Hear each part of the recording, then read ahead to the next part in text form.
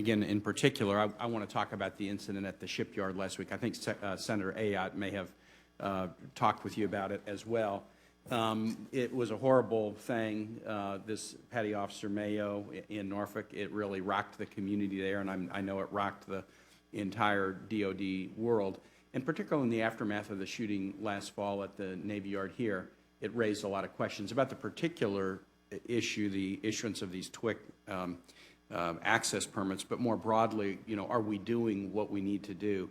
So if you could address this TWIC issue and how this individual was able to get one of these identifications with a criminal record, to the extent that you can talk about details. I'm sure there's an investigation that's ongoing. But then talk more generally about what you are doing to try to make sure that our installations are as secure as possible.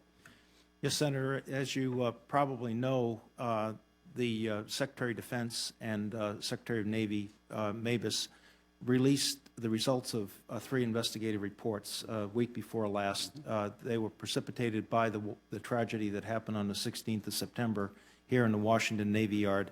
And the package that was sent to the committee includes all of those investigative reports, which have a long list of actions that have been taken or are underway to increase our security on bases, whether it's physical security, the clearances to help diminish the threat from insider threats, for example. Last Monday, I was at Naval Base Norfolk when that tragedy occurred. And as you rightly point out, Petty Officer Mayo, the sailor who was killed, is absolutely a hero. He saved a shipmate's life. We are looking at that with a great deal of scrutiny, trying to see were there lessons learned from the Washington Navy Yard shooting that should have been applied. We think that there's a significant difference in that this was an outside threat, and oh, by the way, unarmed, who entered unauthorized area and ultimately made it to the ship's quarterdeck. But we will take a strong look, including the type of documentation he had, this so-called TWIC card, to help him gain access through the main gate at Naval Base Norfolk. I will be happy to provide a more detailed response on exactly what we are doing about that type of transportation pass that allows some of our trucking agencies to get on board. Secretary, again, I don't know if you're going to answer this question, and the details might have been in a press account that I missed, but has it been established whether this individual received the TWIC card prior to his criminal conviction and the card was never revoked, or whether he received the TWIC card in spite of having a manslaughter conviction? I don't have the answer now, but I will provide it to you, All Senator. Right. Thank you. When things like this happen, when I was governor, there was the horrific shooting at Virginia Tech, and we, engaged in a significant investigation, and we found all kinds of problems.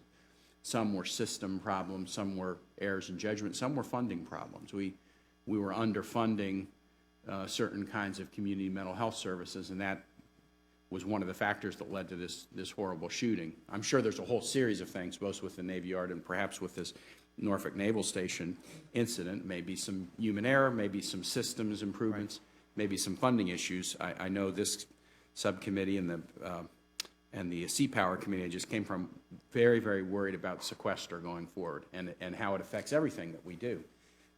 We were able to work to find some sequester relief in 14 and 15 in connection with the 2-year budget. The White House and DOD has asked for a budgetary from 16 going forward, has asked for sequester relief, not sequester elimination. And Madam Chairwoman, I'm kind of impressed with the fact that as they have come to us and asked us for sequester relief, they've basically said, we'll absorb more than 50% of the sequester cuts over the entire length of the sequester.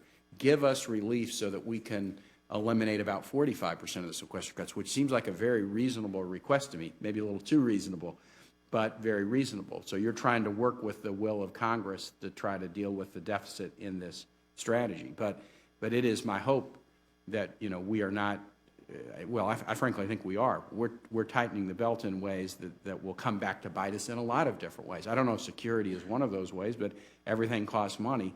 And if we're trying to foolishly save here or there. I just worry that we have instances like this or all kinds of other things that go wrong that wouldn't go wrong if we were taking a more strategic approach. That's an editorial comment, not a question, but I look forward to getting the answer about this particular instance, and I was not aware that you were there on that day. You know how seriously the Hampton Roads community takes it. Yes, sir. And Senator, I talked directly with Admiral Bill Gortney, the Commander of Fleet Forces Command, Admiral Dixon Smith, the Regional Commander, and they are all extremely focused on getting every answer we possibly can related to that tragedy. Thank you, Mr. Secretary.